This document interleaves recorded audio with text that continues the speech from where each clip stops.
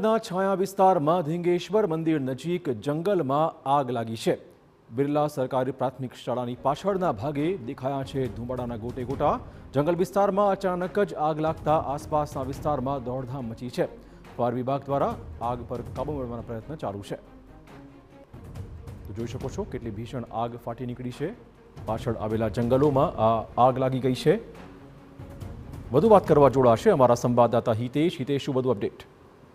ચોક્કસથી જણાવ્યું કે બિરલા કોલોનીની પાછળનો જે વિસ્તાર છે તે ચાડેશ્વર ઢીંગેશ્વર મહાદેવના મંદિરવાળો જે વિસ્તાર છે તે બાવળના જંગલો અને ચોરીના જંગલોથી પ્રખ્યાત છે। આ જંગલમાં અવારનવાર આગ લાગતી હોય છે અને છેલ્લા 6-1 મહિનાથી તો મહિનામાં 3 થી 4 વખત આગ લાગે છે અને કોઈ નિર્ણય આવતો નથી, કારણ કે આ વિસ્તારમાં કોઈને કોઈ બુટલેગરો અથવા તો જમીન માફિયાઓ આ જમીન દબાવવા માંગતા હોય તેવું સ્પષ્ટ લાગી રહ્યું છે, જેને કારણે વારંવાર આગ લાગે છે।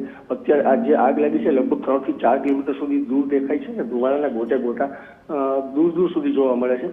હાલ ફાયર બ્રિગેડ, પોલીસ, વન વિભાગની ટીમો ત્યાં રોજ થઈ છે, પરંતુ નક્કર કામગીરી થઈ શકતી નથી। લોકોમાં પણ રોષ છે કે આવું ના બને અને નક્કર કાર્યવાહી થાય અને પોલીસ ફરિયાદ થાય અને સાચા આગ લગાડનાર કોણ છે તેની શોધ કરવી જોઈએ।